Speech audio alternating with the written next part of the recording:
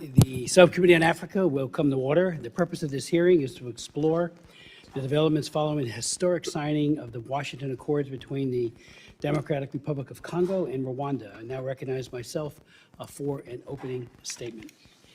My engagement in supporting peace between Rwanda and DRC spans more than 3 decades, from a focus on the immediate aftermath of the 1994 Rwandan genocide. We even had hearings here with people because, unfortunately, the international community utterly failed, especially Kofi Annan, who was the head of security. He got the General Dallaire memo about what was about to happen in Rwanda, and nothing was done, and we had people testify on that. So it's been a long-standing concern. It's been bipartisan, so I'm happy that we're having this hearing today. We are working, of course, on trying to see faithful implementation of the Washington Accords for peace and prosperity. This skillfully and brilliantly brokered peace deal signified a new era in the region, one where peace through strength is brought to bear to end the lengthy, bloody, and costly conflict. Bringing both parties to negotiate at the same table was historic in and of itself, the first time in modern history where such progress has been made on this conflict. The deals agreed to will secure extraordinary benefits, if faithfully implemented, for the DRC, for Rwanda, and for the United States. Ensuring that all sides follow through on the commitments made at the signing in December is not only in the U.S. national interest, but most importantly, really, for the millions of people who suffer in the war, for future generations of Congolese and Rwandan children, and for the memory of the 6 million dead from this decades-long conflict, a human toll that is both staggering and intolerable. Over the course of the last several years, I've chaired 11 hearings that have focused exclusively on the political crisis and violence in the DRC and Rwanda. Regrettably, each hearing has revealed that the international community and the U.S. response has been half-hearted and perhaps even indifferent, especially in the face of such violence, tragedy, and suffering.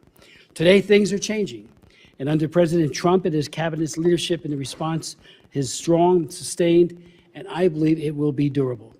I believe that the signing of the Washington Accords in such a public way, just down a few blocks, and I was there for that, along with Chairman Mast and others, it brings gravity to the commitments of the leaders of the DRC and Rwanda.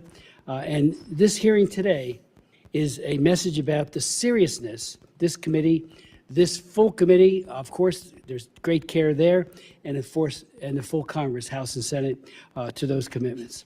We're committed. We want faithful implementation. It's an appeal to both sides. Please faithfully implement this deal. In December of last year, I said I look forward to working on and watching the peace process unfold and ensure that the leaders of the DRC and Rwanda are honoring the terms of the agreement. That is why we've called this hearing today, because there continue to be spoilers to the peace process, belligerents who act to undermine and embarrass the United States, and I would say, even more importantly, themselves. You know, if you sign, you say, this is I put my honor and my full faith towards this agreement, you gotta follow through. The benefits of the Washington Accords, as I said before, are just extraordinary, and everyone wins when this is implemented faithfully. The incentives are spelled out clearly in the Regional Economic Integration Framework, mandated that the DRC and Rwanda develop a structured roadmap for economic integration, covering mineral supply chains, infrastructure, energy, tourism, and other sectors, to underpin peace with shared prosperity and to attract investment. Whereas the Strategic Partnership Agreement between the U.S.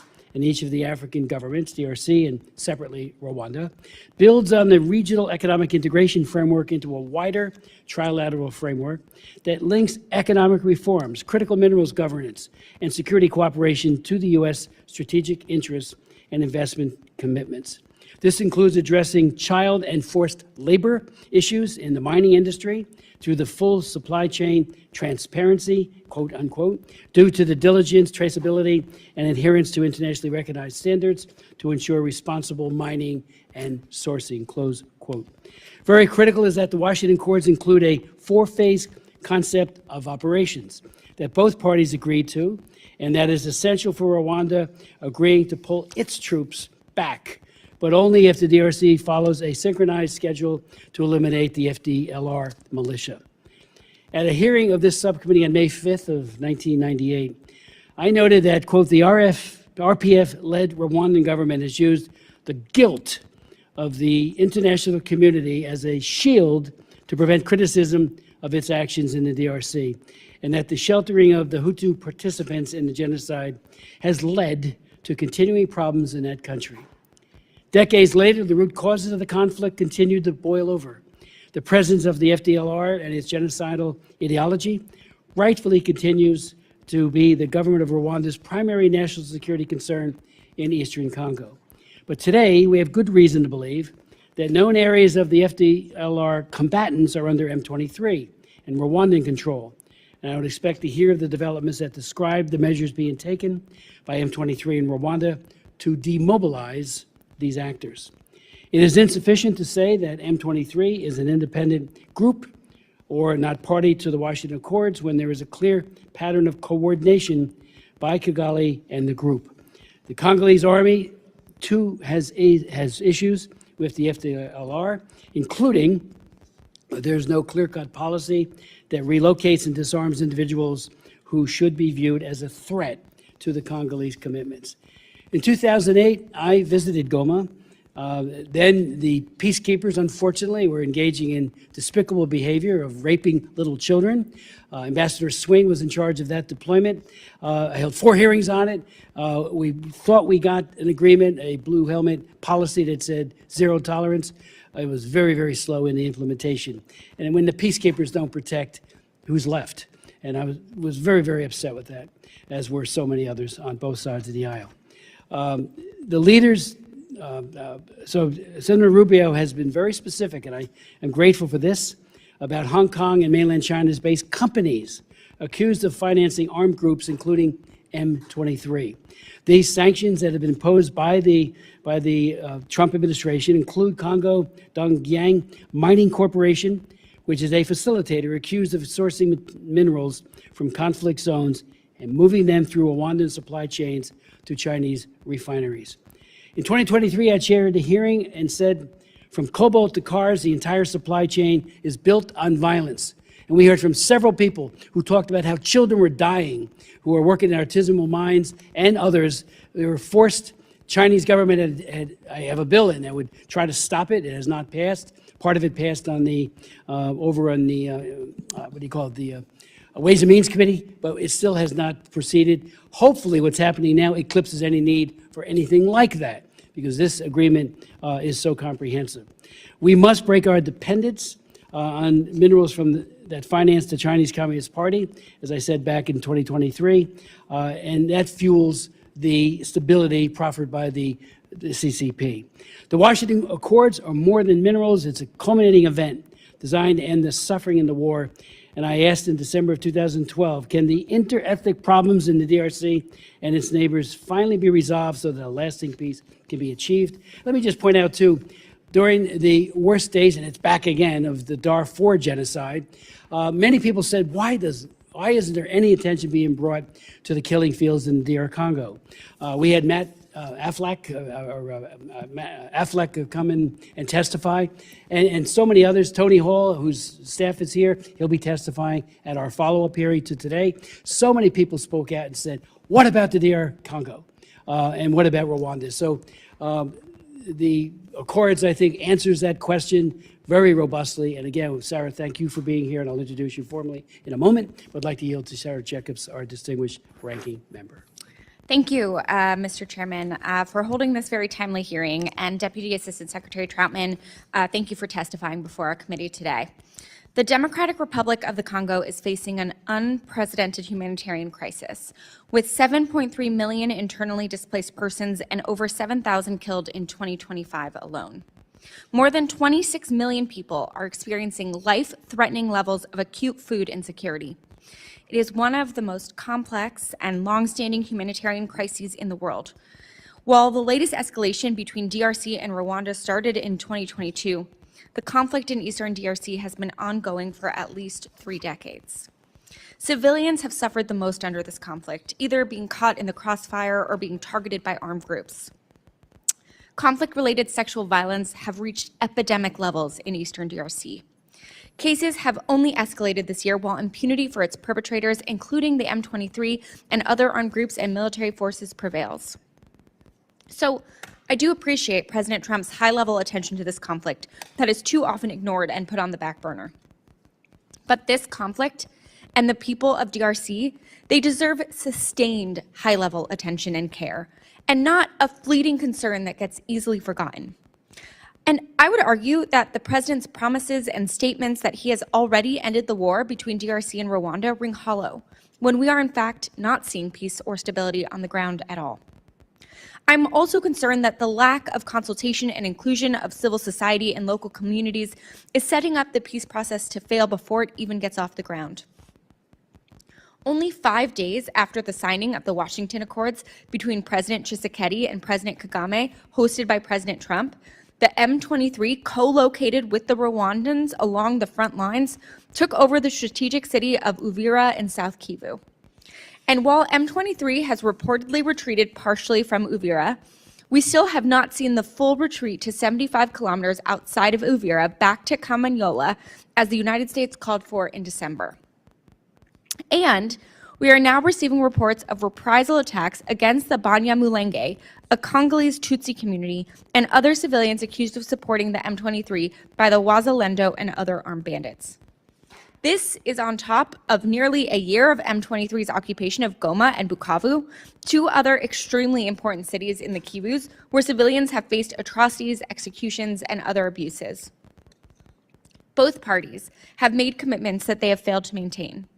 Rwanda clearly continues to support the M23 and deploy its own forces, the latest numbers ranging from 5,000 to 7,000 troops in eastern Congo, not including the latest Uvira offensive, in violation of the DRC's sovereignty.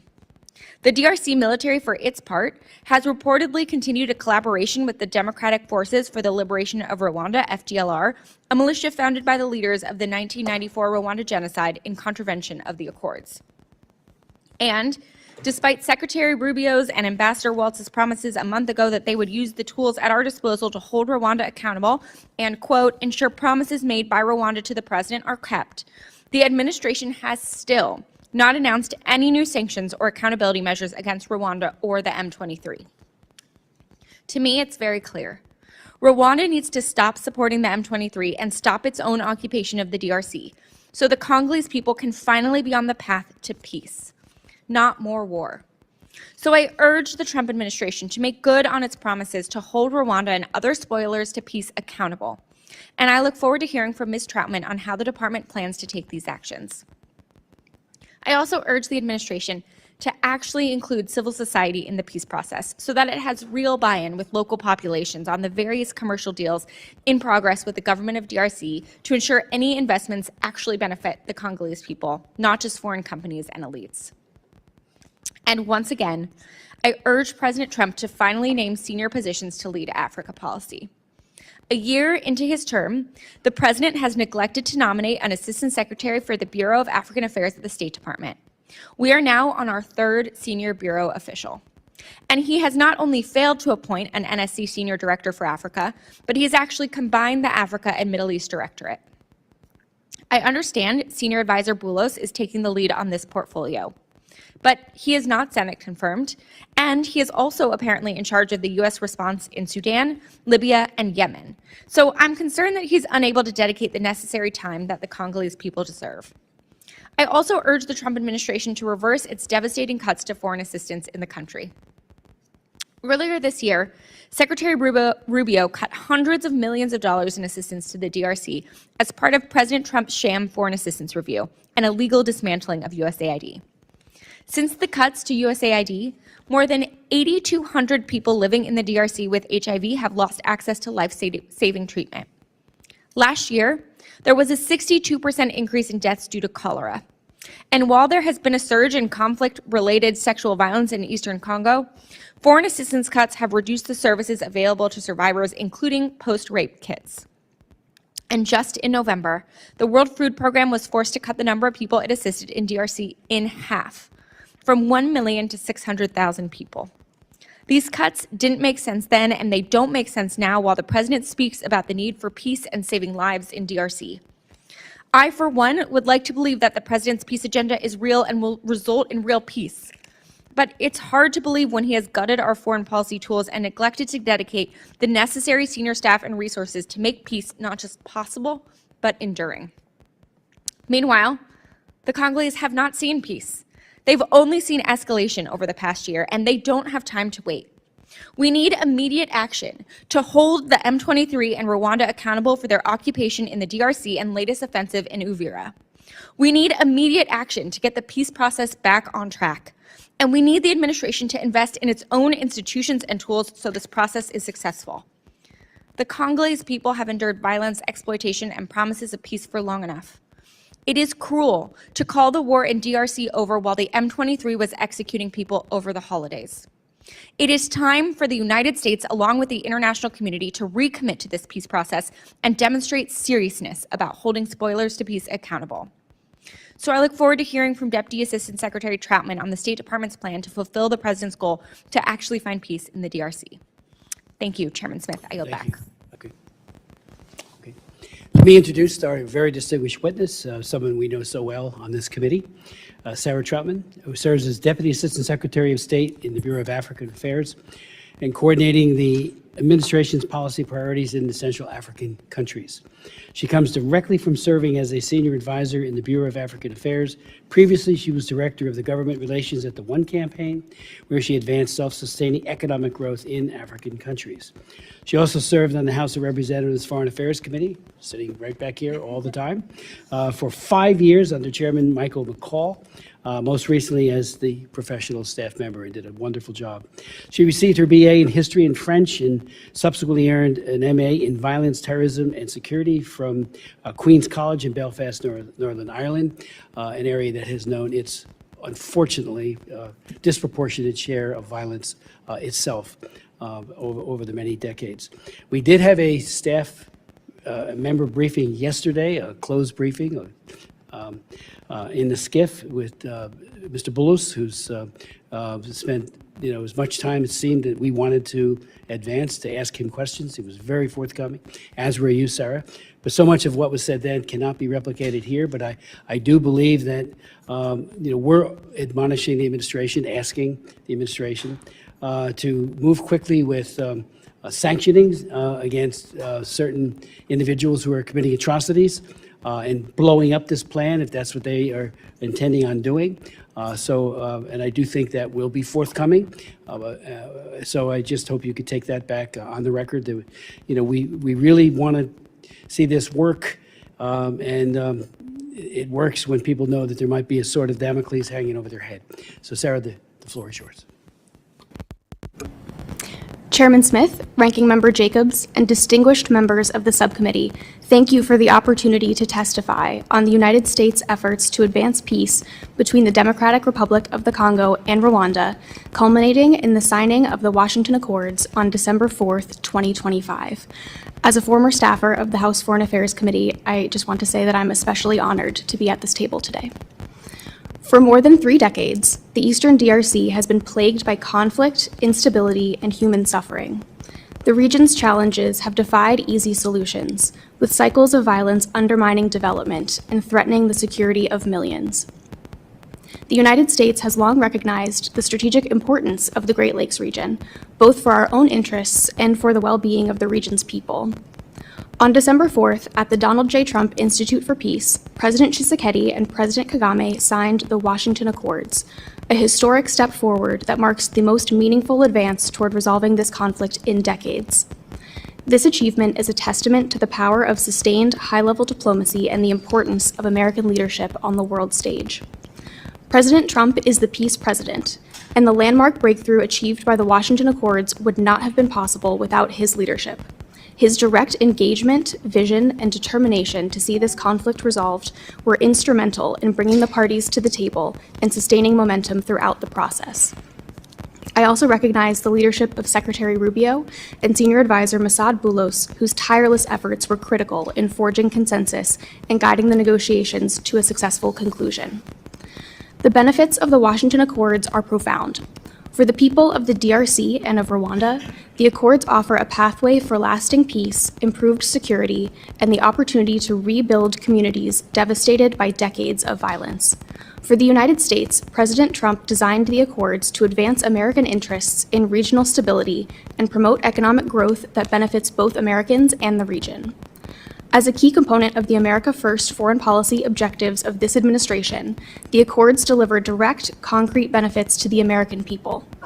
By stabilizing a region that is a major source of critical minerals, including cobalt and coltan, which are essential for the U.S. manufacturing and defense sectors, the Accords help secure American supply chains and reduce our reliance on competitors like China. The Strategic Partnership Agreement with the DRC is a first-of-its-kind, legally binding agreement that creates the conditions for significant U.S. investment into the DRC in critical minerals and key strategic infrastructure, and lays out the path forward for U.S.-DRC cooperation on the Sakania-Lobito corridor. A more stable Great Lakes region means less need for costly U.S. humanitarian interventions and peacekeeping missions, allowing us to focus taxpayer resources on priorities at home while upholding U.S. global leadership and securing supply chains. For the region, the Washington Accords represent a new chapter. The Accords establish clear commitments from both sides to respect territorial integrity, cease support for armed groups, and cooperate on border security and economic development. The Accords also envision a robust framework for monitoring and implementation, with the United States, Qatar, and the African Union working together to play a central role in future mediation and oversight. We know that peace is fragile, and our work does not end with the signing of the Accords. As we move forward, our focus remains on the difficult work of implementation. We are working closely with our partners in the African Union, the United Nations, Qatar, and other regional and international stakeholders to ensure that commitments are translated into concrete action on the ground. This includes supporting the Qatari-led talks between the DRC and the M23 armed group, strengthening the AU's mediation architecture, and mobilizing resources for post-conflict recovery while burden sharing with partners. We will ensure that the promises made in Washington are kept, that the peace process delivers real results so that the people of the region see tangible improvements in their lives, and that the conditions for increased U.S. investment are realized. Transparency and accountability are central at every stage, and those who threaten peace will be held responsible. As Secretary Rubio said, we will take action to ensure promises made to the President are kept. In closing, I want to thank the subcommittee for its attention to this critical issue and for its support of our efforts in the Great Lakes region. The Washington Accords are a historic achievement, but they are also a call to action. With continued leadership and partnership, we can help build a future of peace and prosperity for the DRC, Rwanda, and the United States. Thank you. I look forward to your questions. Very much for your testimony, but more importantly for your leadership on a day-to-day level on this critical issue. MONUSCO has been reauthorized at 11,000 troops and personnel.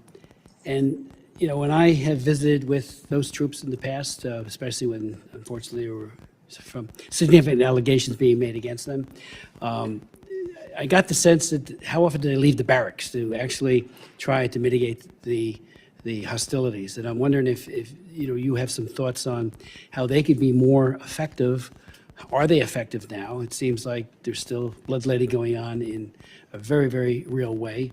I remember visiting a Christian health facility in DR Congo, near Goma, where many women who had been horrifically gang raped as a tool of terrorism, broken lives, were actually getting their lives back through faith and a great deal of health care and the like at that facility. And I was just amazed by how they had hope again, because, you know, I could see some of the women who were coming in had no hope, but because of the love that was being shown to them.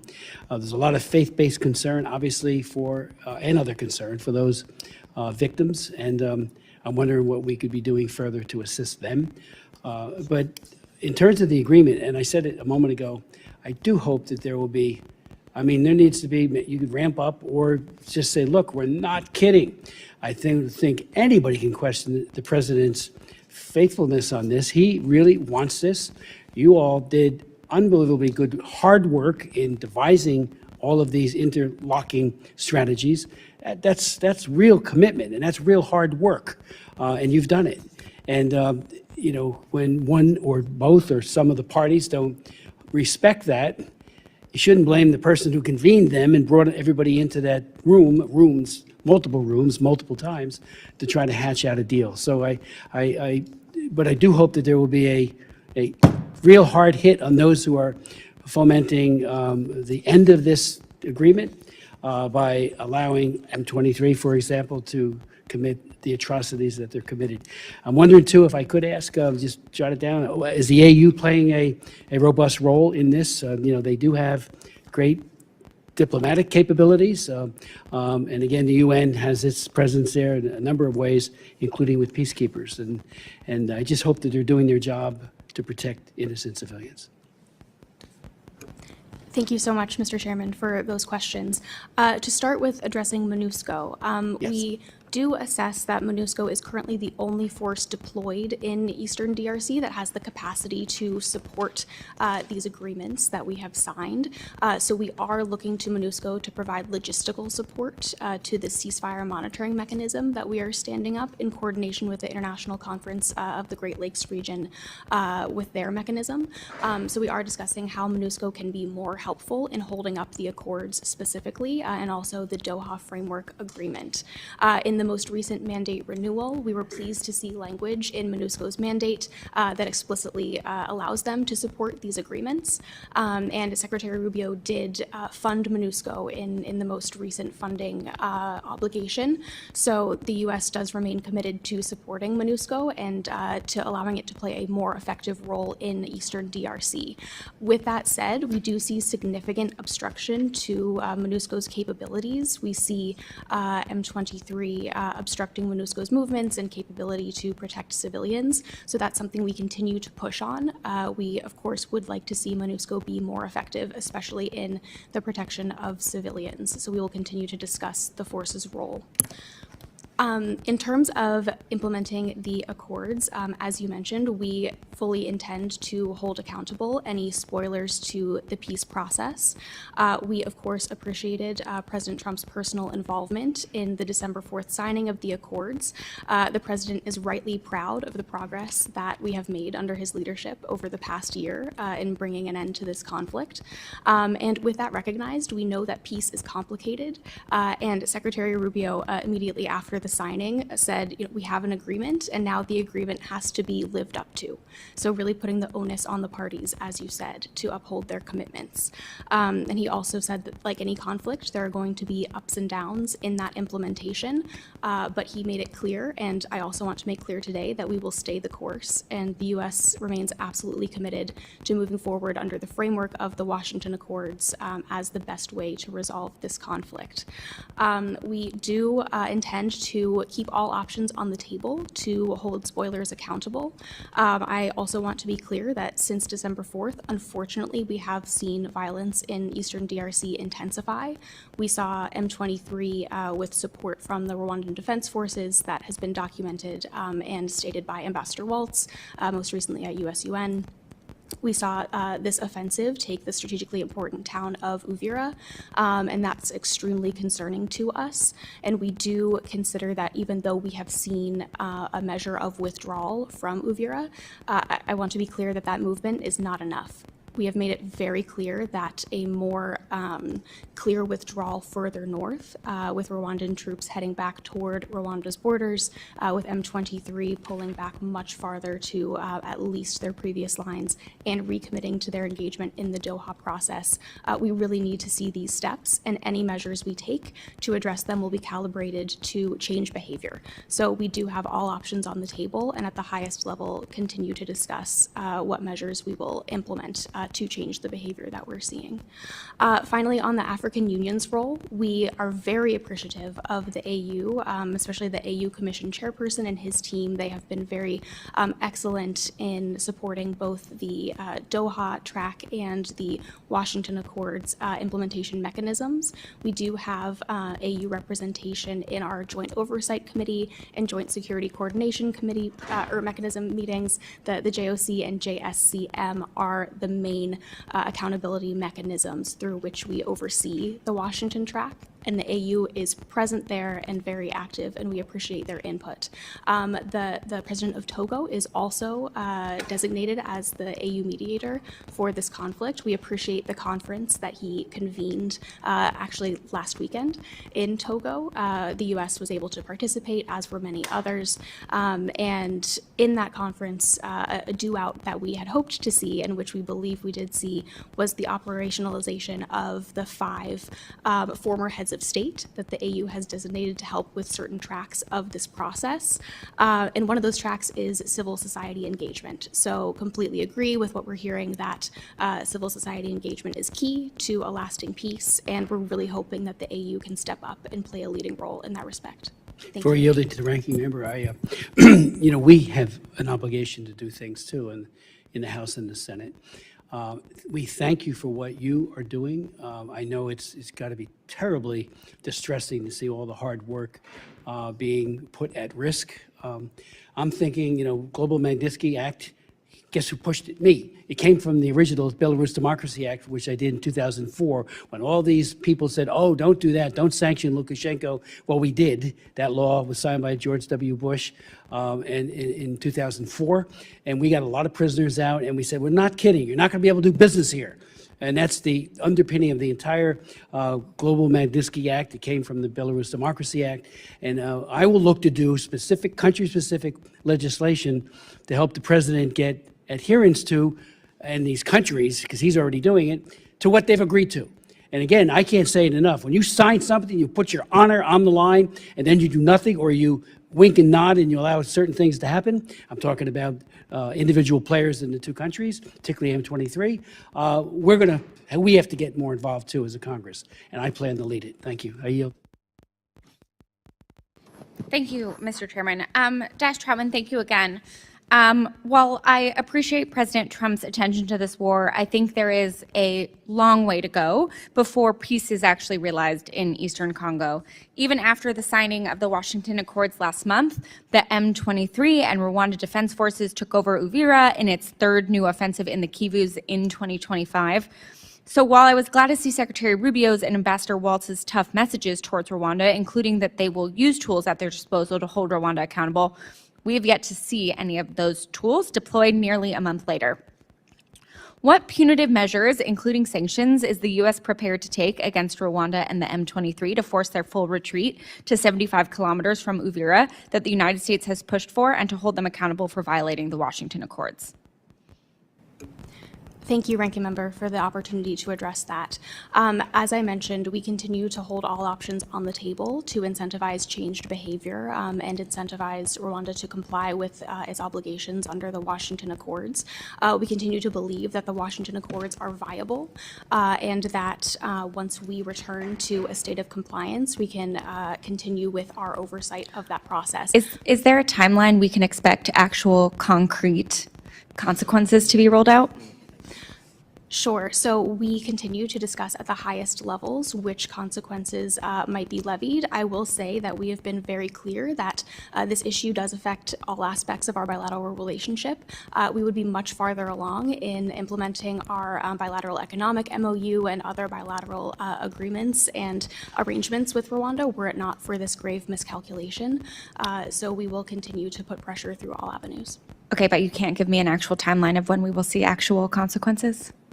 Those decisions are above my pay grade, but we do continue to discuss. All right, and as you know, the FARDC and Wazalendo forces have moved into Uvira. How is the U.S. engaging with the Congolese government to ensure a return of the civil administration to the city rather than military governance? Thank you for your attention to the situation in Uvira. We have seen FARDC forces move back into the city and gradually reassert control. First and foremost, we messaged that there is a strong need to protect civilians, and we were very concerned about the continued dangers that civilians might face. So we did make that clear to the DRC government, and we continue to discuss local governance issues with them in all parts of Eastern DRC. Okay, but we don't have a timeline yet on when we'll get to a civil administration of the city?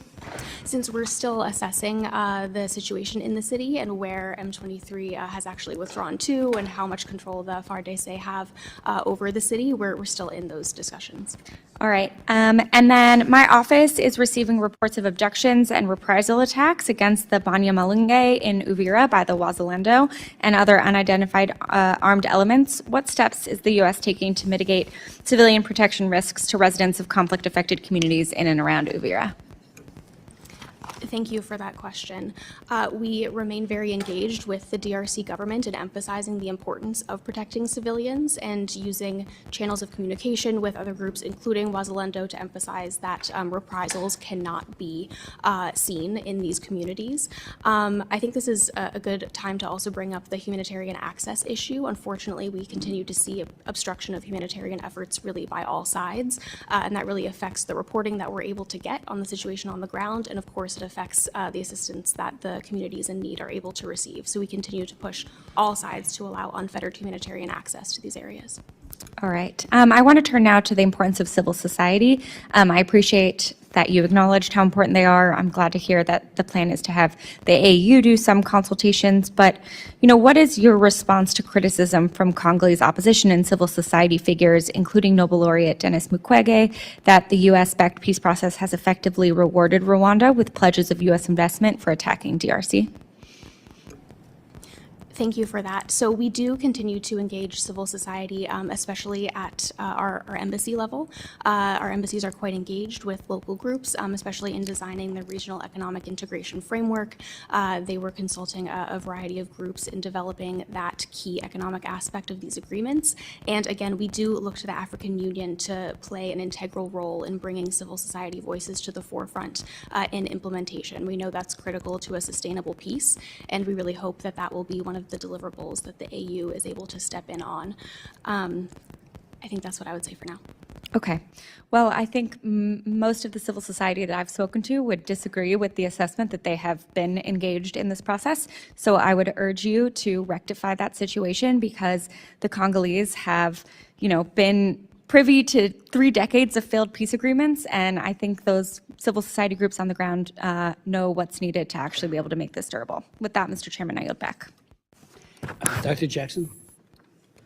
Thank you, Mr. Chairman. Thank you for holding this hearing today, and thank you to our witness for being here. Appreciate your testimony.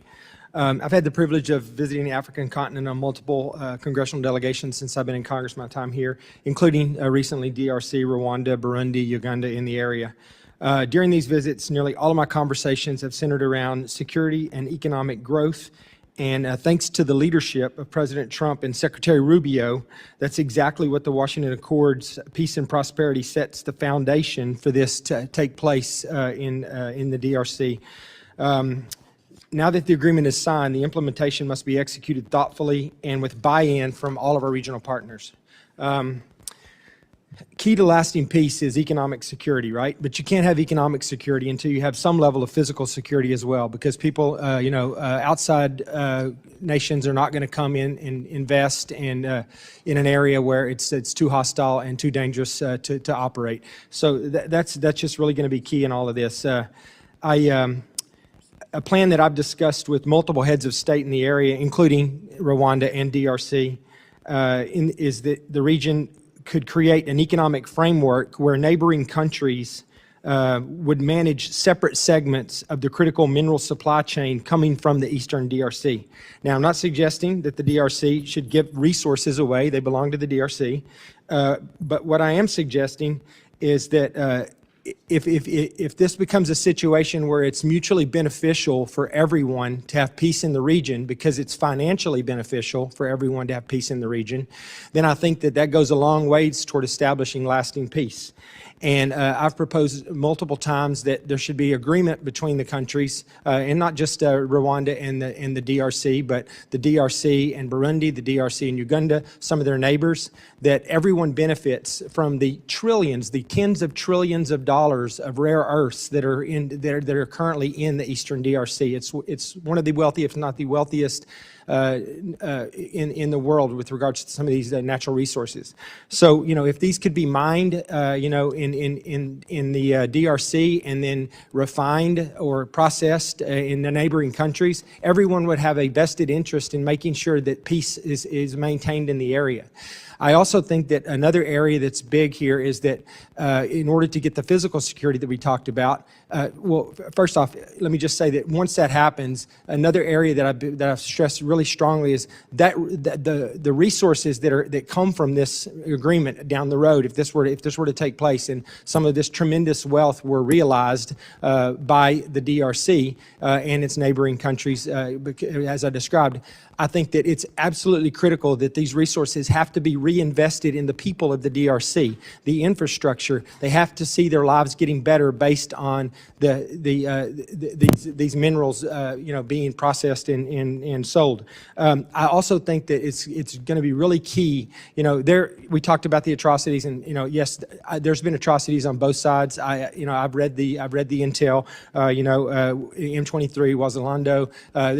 There's been some atrocities across the board. It's been going on for a long time now, right? But I also maintain that M23 is an armed militia group. I don't think they're going to put their weapons down and start farming the next day. I think that there has to be a concerted effort by the DRC to take the Congolese members of the M23 and incorporate them into the broader security platform for the country. Whether that's enabling them to be part of the military in some way, I'm not sure, but I do think that you have to have a plan for that as well.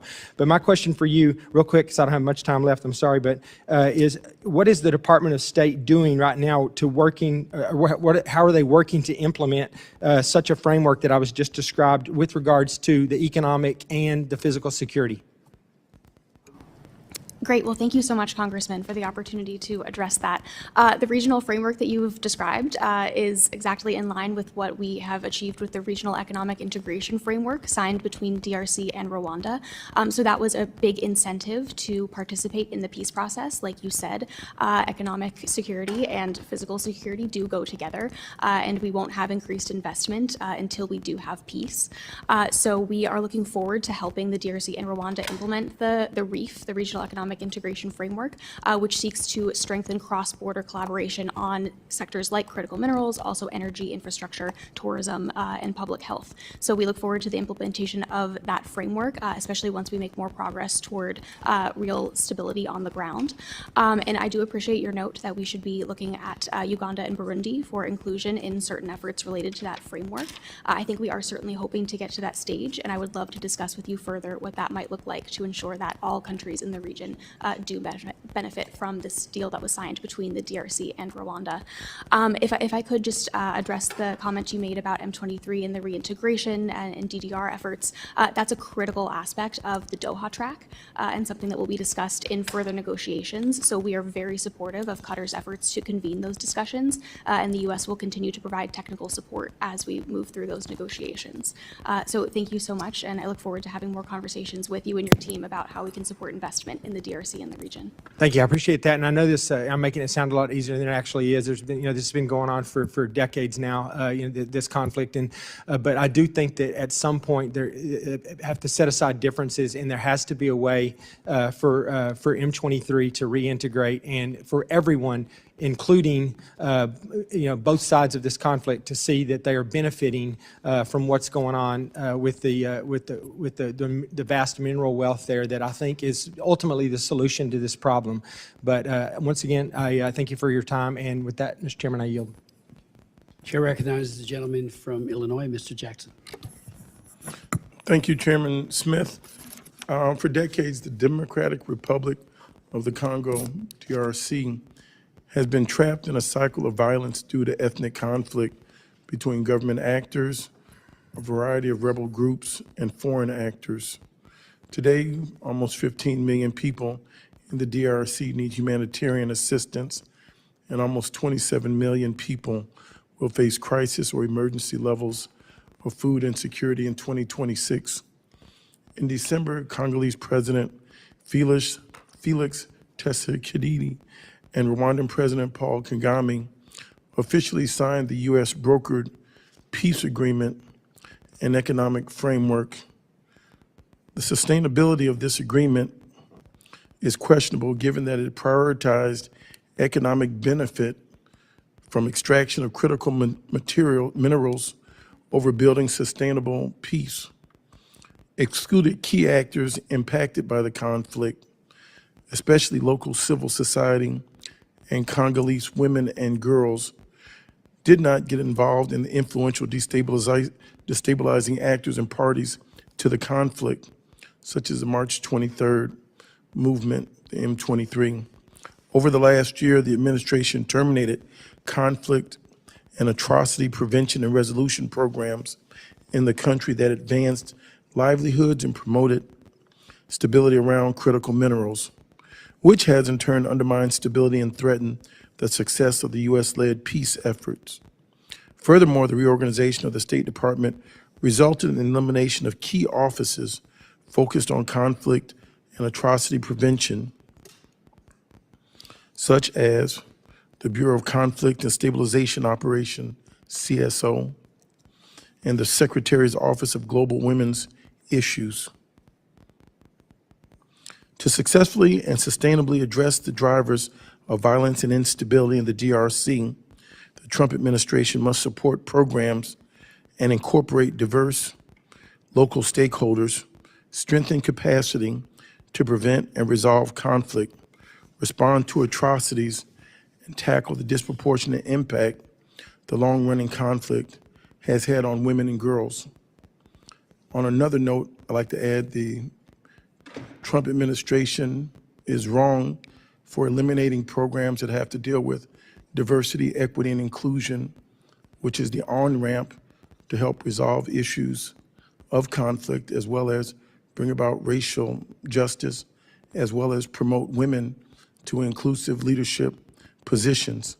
I would ask you, to what extent has the African Affairs Bureau implemented conflict prevention and peace-building programs in the country to complement recent diplomacy surrounding DRC?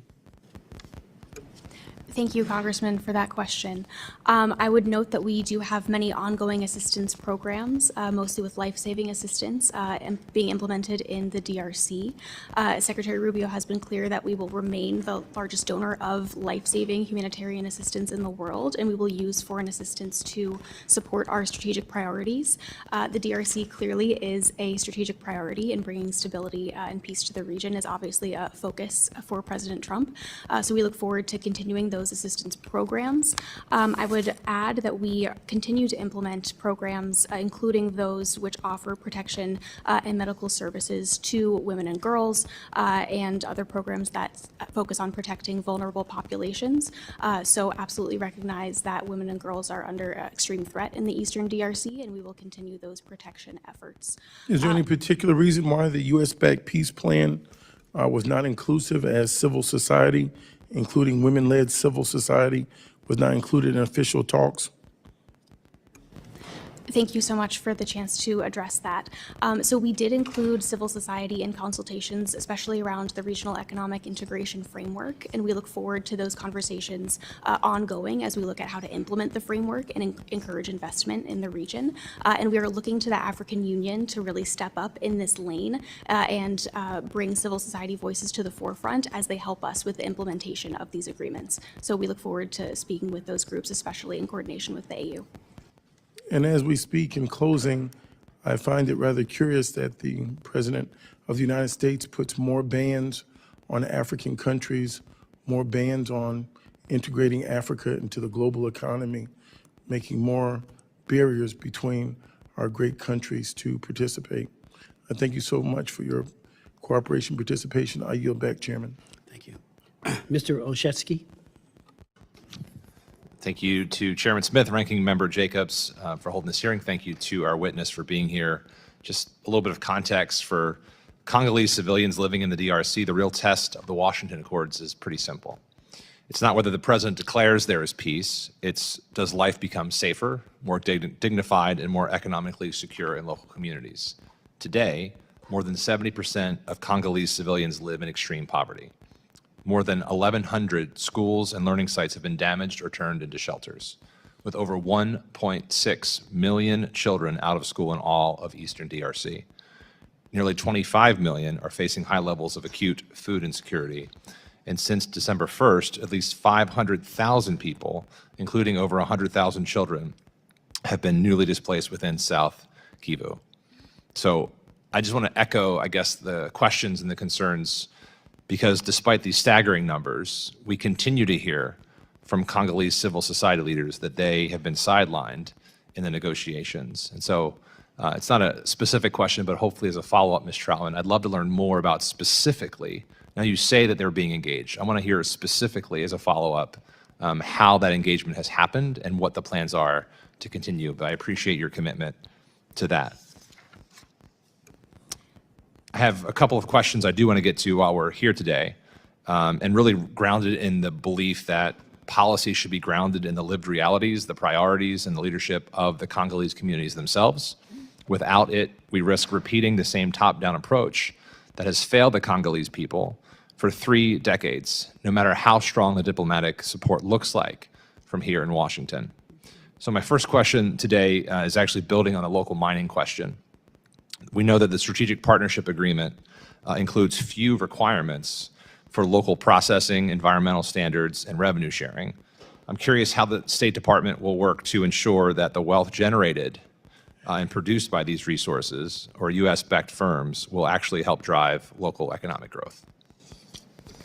Thank you so much, Congressman, for the opportunity to address that question. We do want to be clear in our messaging that the US-DRC Strategic Partnership Agreement is a big win for Americans and for the United States. It's also a big win for the DRC and the Congolese people. We worked very closely in coordination with President Tshisekedi and his government to develop this deal, and we are very excited about the implications it holds for the DRC's future.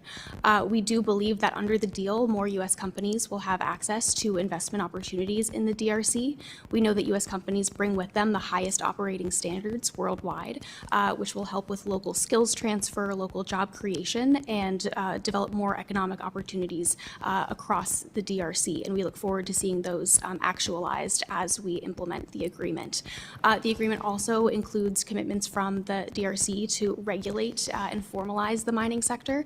So that will help formalize artisanal mining especially, which will help combat exploitation and abuse of local workers, and to help the DRC people benefit from revenue streams from their resources. So do you all plan to be engaged in those conversations as they're producing that regulation? Yes. Okay, great. And then secondly, on child soldiers, we know that UNICEF reports that the recruitment and use of children by armed groups has increased by 60% in 2024 compared to the previous year. Additionally, the control of vast areas by armed groups in the eastern provinces of the DRC has entrenched instability, exacerbating the suffering of civilians. I'm curious how the U.S. government is supporting both country-led and partner efforts, including from agencies such as UNICEF, to stem the recruitment of children who would perpetuate this conflict and ensure even greater opportunity for those children. What active awards does the department have in the DRC that's working to address the needs of these vulnerable children? Thank you so much for the chance to address that issue. So I would say we continue to raise the issue of child soldiers at the highest levels in our cooperation with the DRC government.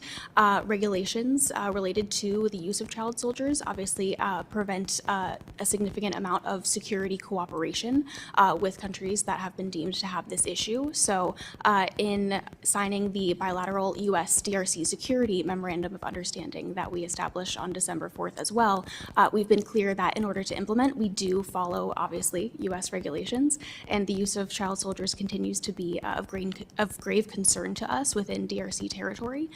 So we will continue to work on that issue. And in terms of active awards, I can get back to you on specifics, but we do have awards that address the protection of children in vulnerable communities.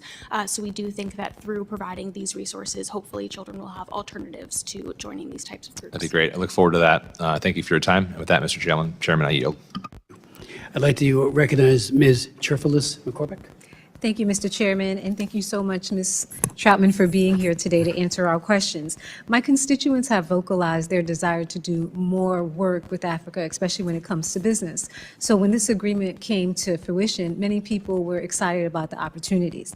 Florida is a global trade gateway, home to major ports and logistic hubs, and increasingly connected U.S. markets to Africa. Stability between the DRC and Rwanda is essential for secure supply chain, responsible mining, material sourcing, and expanded two-way trade that benefits American workers and businesses. As Congress looks at President Trump's Washington Accords, it's important to assess how U.S. engagement can reinforce African-led peace efforts while also supporting economic integration and long-term regional stability. How is the United States working with Rwanda and DRC to advance cross-border trade, infrastructure, and material supply chains in ways that support peace and deliver measurable economic benefits? Thank you so much, Congresswoman, for the chance to answer that question. The U.S. stands ready to help the DRC and Rwanda implement the regional economic integration framework that I mentioned. So the goal of this framework is to incentivize peace and stability by providing opportunities for the DRC and Rwanda to cooperate on cross-border projects. And we certainly are encouraging U.S. companies to invest in these projects, and we hope to highlight certain efforts that they might want to get involved in as this year progresses.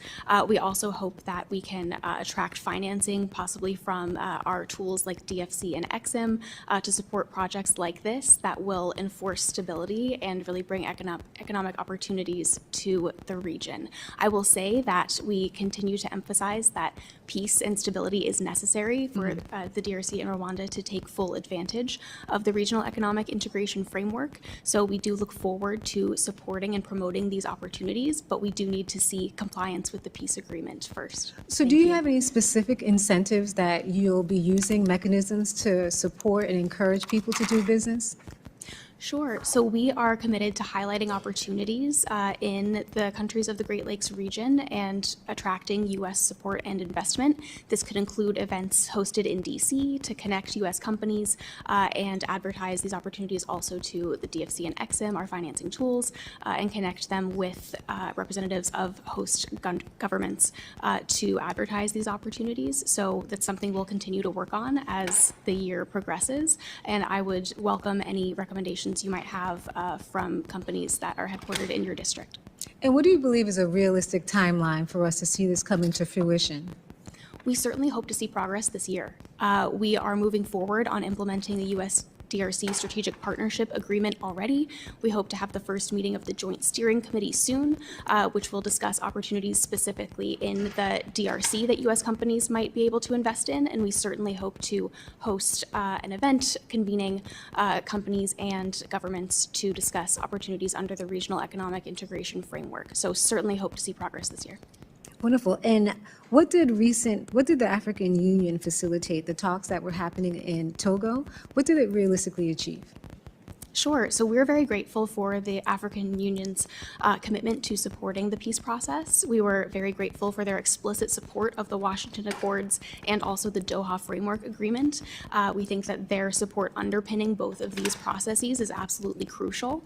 The AU has operationalized 5 former heads of state to take leadership on certain aspects of the peace process. So as I mentioned, we certainly hope that this conference strengthened their mandate so that they can move out on efforts to incorporate more civil society voices, to elevate humanitarian issues, to help with an inter-Congolese national dialogue and things like that.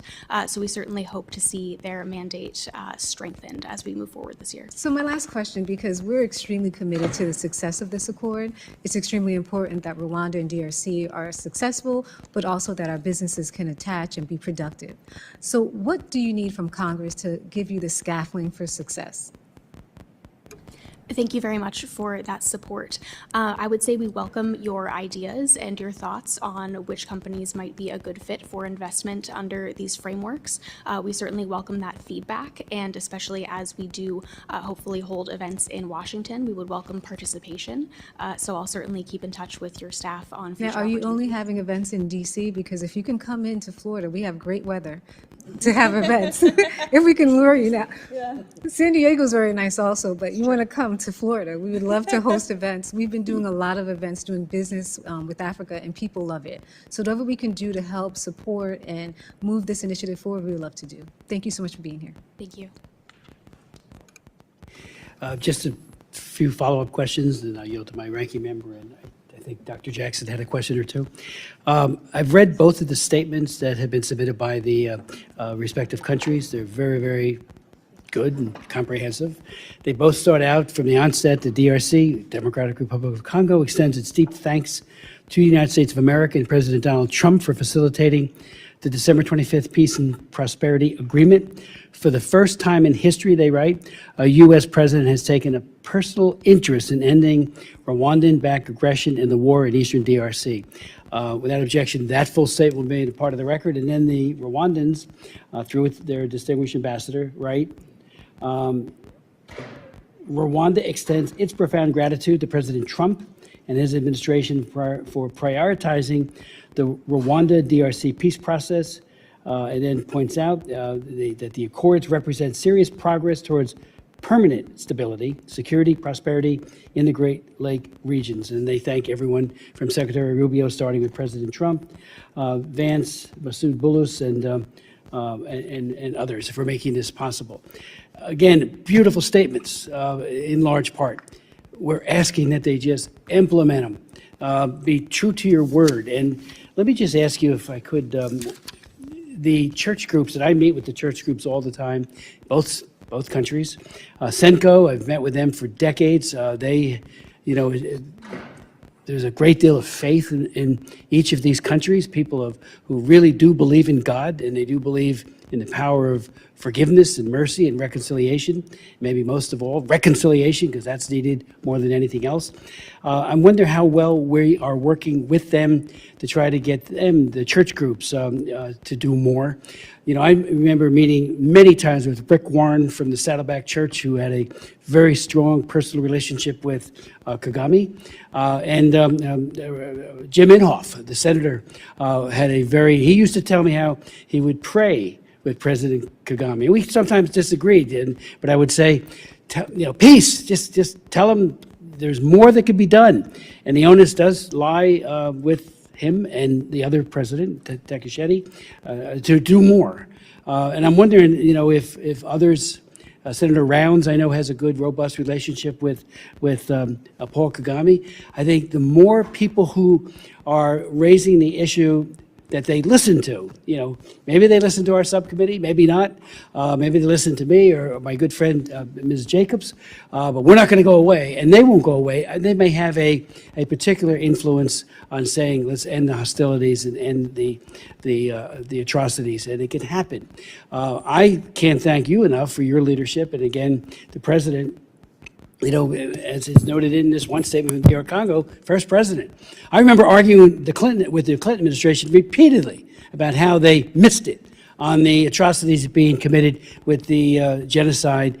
And then even after it was all over, so-called, there were people following people into the bush to kill them. We had very, very good witnesses come in and tell us how Refugees International, for example, it's not over. They're hunting people down still. Why is Washington turning the page? So I don't think the page at all will be turned here and until there is peace. And then we need to sustain that peace and that prosperity as best we can. So, and I'm wondering, we know that both sides agree that the FDLR is a problem. Who benefits from the status quo? Maybe you could speak to that. And again, I can't ask enough that the faith community, I remember having meetings in South Sudan repeatedly with the president there about how it was excluding the church, and they had all these ideas on how they could promote peace and reconciliation, and they had an arm's length approach with Salva Kiir, or he had it with them. I said, please, Mr. President, you have an asset here in the church community that is second to none. They love people, even those who persecute them. Why not utilize their good offices? So I hope that that's being done very robustly. Bring them into that. I know you are, but whatever more could be done, and get more of our members of Congress who have these personal relationships with people like Kagame to do more. And so if you could speak to that, then I'll yield to my ranking member and to Dr. Jackson.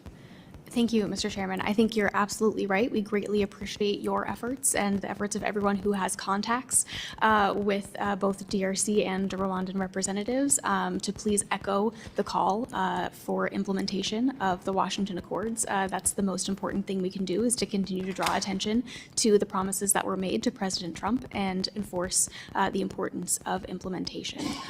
So I would say your point on faith-based groups, we of course recognize and appreciate the important role that faith organizations play in both the DRC and Rwanda. I think that they will play a very important role in upcoming national dialogues, and we certainly hope that through the African Union's efforts especially, their voices can be incorporated along with civil society and political opposition to create a real, genuine conversation where we can discuss the governance issues that we hope to resolve, especially in Eastern DRC. And the governance issues will be obviously discussed in the Doha track as well in future negotiations. I would say also that faith-based groups are very important in our foreign assistance implementation. We obviously work very closely with several groups in the DRC and really appreciate their support as we continue to deliver this life-saving assistance. I would also say, to your point about the FDLR, the FDLR is a legitimate threat. We certainly are not denying that. They cannot be allowed to operate in Eastern DRC. So we are certainly emphasizing to the DRC government that neutralizing the FDLR, as they have committed under these agreements, is absolutely essential, and we need to see more steps taken to do that. Now, while the FDLR is a legitimate threat, we do not consider the advance that we have seen from M23 backed by the RDF to be targeted at really neutralizing the FDLR. It has gone beyond the areas where we would see that interaction. So we, while we recognize the importance of neutralizing the FDLR, we must say that that is more a matter of the DRC not fully implementing its obligations under the agreements, but this recent advance that we have seen with RDF involvement has been a breach of Rwanda's obligations. So there's a difference in how we're handling those two issues. Thank you very much, Madam Secretary. Ms. Jacobs? Thank you. So I appreciate that civil society was consulted on the reef, but I think it's really important that they are actually included in the peace processes itself, and especially as the United States is making deals under the Strategic Partnership Agreement. The reef alone is not enough. Now I'd like to turn to the humanitarian crisis. In late December, the Trump administration announced a $2 billion commitment through the UN Office for the Coordination of Humanitarian Affairs, OCHA, for humanitarian operations in 17 crisis-affected countries, including DRC. Ms. Troutman, given the crisis in DRC and President Trump's attention to the conflict, what portion of this OCHA funding will be used in DRC? Thanks for the opportunity to discuss the OCHA mechanism. We're very excited about this new and innovative way to deliver foreign assistance. We think that under the OCHA mechanism, we'll be able to respond more flexibly to crises that arise around the world and be more strategic in how we are obligating foreign assistance through the pooled funding mechanisms. While we have seen the high-level obligation to OCHA from the U.S. government, I'm not aware that we've set country-specific levels. So I look forward to keeping in touch with your staff on that issue as we get more clarity. Okay, and given the depth of need in DRC and other countries, does the administration anticipate or foresee making additional contributions this year? I would say that the DRC certainly remains a strategic priority for U.S. assistance. We remain committed to supporting populations in need and understand that that underpins our economic and security priorities. So we certainly remain committed to providing assistance in the DRC. Okay, so I guess you will tell me that you do not currently have the details to share what specific humanitarian programs, including funding levels, are ongoing in Eastern DRC right now? So I'll say that we, over the past year, have provided $191 million in life-saving assistance in the DRC. That contribution makes the U.S. Contributes 30% of the humanitarian response in DRC, according to those numbers. So can you send over the specific programs and dollar amounts? we can get you more information on that Thank you. And then I also wanted to turn to peacekeeping. I know Chairman Smith asked a few questions, but as you know, the Trump administration cut FY25 funding for UN peacekeeping operations by nearly 50% in 2 rescissions packages. Because of these funding shortfalls, the UN has been forced to reduce troop levels for all UN missions, including MONUSCO, by 25%. The FY26 funding bill recently passed by the House would restore funding for UN peacekeeping operations. Given the importance of MONUSCO to stability in Eastern DRC, is the administration committed to providing full funding for the mission? Thank you so much for the chance to address MONUSCO funding. As I mentioned, the Secretary did provide funding for MONUSCO this year, and we look forward to continuing. Full funding? We did fulfill the U.S. obligation, I believe, this past year, and we certainly remain committed to assessing the mission. As I mentioned, we're very excited that its new mandate provides specific support to the Washington Accords, and we look forward to supporting the mission being more targeted and strategic in how it advances that objective. And are you committed to making sure that MONUSCO is not forced to continue operating with significantly reduced capacity? We certainly remain committed to ensuring that MONUSCO can fulfill its mandate properly. We are very concerned, obviously, about the constraints that it faces in terms of access. Even if it was at full levels, the obstruction that we see is really unacceptable. So while we are supportive of its mandate, we recognize that it has not been able to fulfill it. So we are determining how we can best strategically support MONUSCO in fulfilling its mandate in whatever way we see best. Okay. Thank you, Mr. Chairman. Thank you. Yeah, I was just going to make one more comment too. I think is important to just highlight is, I think the big winner in all of this, the entity that comes out on top is China, and I think this happens all over the world. As a matter of fact, and it happens a lot in Africa.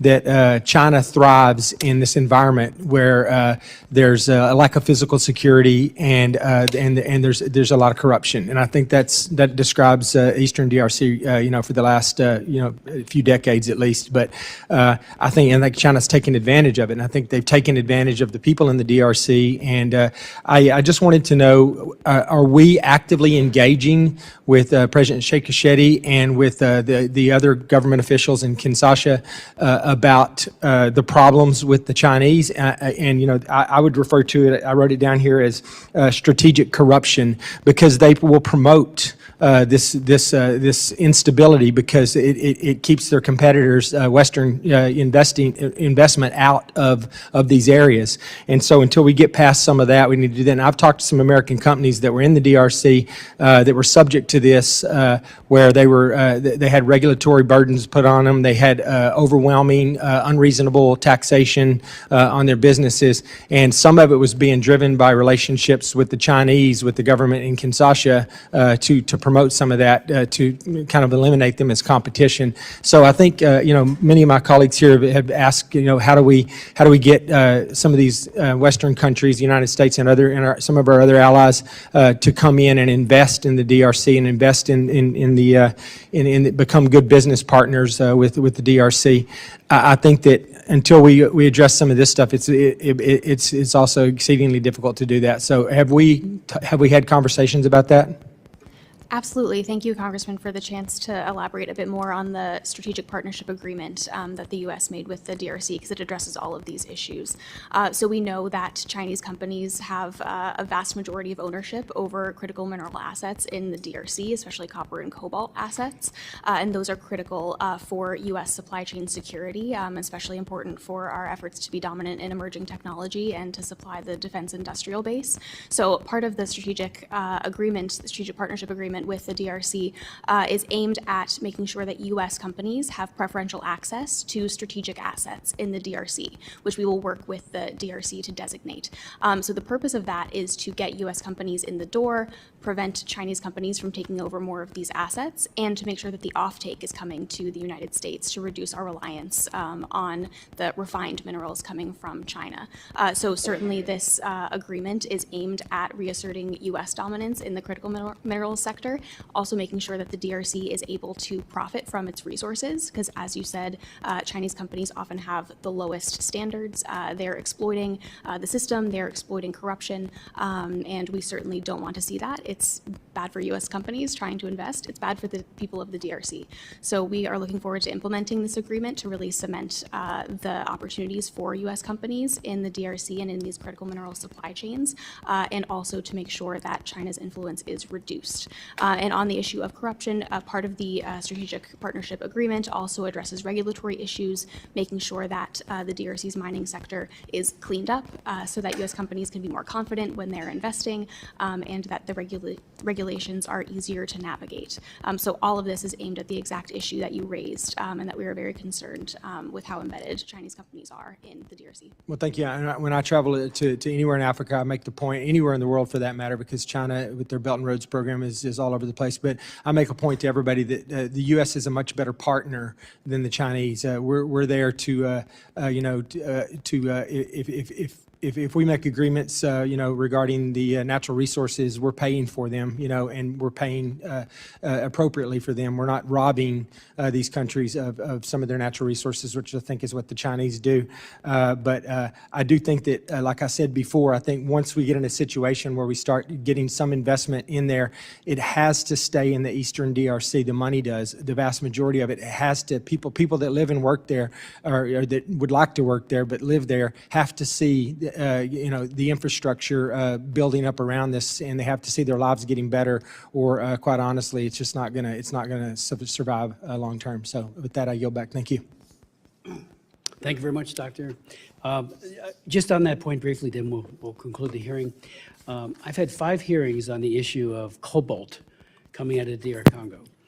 We've had numerous people, and Ed Royce, my friend and colleague, was very active in trying to promote the idea of, hey, child labor, 35,000 approximately children are being forced into these mines and dying, in some cases getting very sick, and about 200,000 adults who are under very coercive restraints by the Chinese Communist Party, who run these. And then where does the cobalt go? It goes to Xinjiang. I chair the China Commission. We've had hearings there too. Xinjiang, where the Uyghurs are being so horribly repressed and oppressed, and then it comes here. Now, if we're going to have cars that use cobalt, fine, but don't do it on the backs of children and forced labor. And so our bill, which again I hope is moot because of this agreement, would provide a rebuttable presumption that anything coming out of DRC that goes to China has been tainted with slave labor and child labor, and therefore is inadmissible to the United States. We got a major portion of it, like I said before, passed in the Ways and Means Committee. But if all this fails, we're right back to doing that. And we also have a strategy embedded in the bill, because we want the people in DR Congo to enjoy the fruits of all of that richness that they have, and let them be blessed with it, not the Chinese Communist Party that's using it to build out their military capabilities and to oppress maybe Taiwan next, certainly Hong Kong and their own people. So, this is so important that this prevail. And again, we want the people of DR Congo to benefit. Whether it be with a friendly African country or some other true democracy, that's where you do the processing with safeguards that protect not just those who mine it, but those who process it later. You don't have that with China. It just doesn't exist under a dictatorship. So thank you. And I want to thank my friend and colleague for raising those kinds of important issues. I want to thank you, Secretary Troutman, for your valuable testimony, for your very clear and well-informed answers. And to the members of our committee, including our distinguished ranking member, Ms. Jacobs, for asking her good questions as well. The members of the subcommittee may have some additional questions for the witness, and we will ask you to respond to these in writing if you would. Pursuant to committee rules, all members may have 5 days to submit statements, questions, and extraneous materials for the record, subject to the length limitations, and without objection, the committee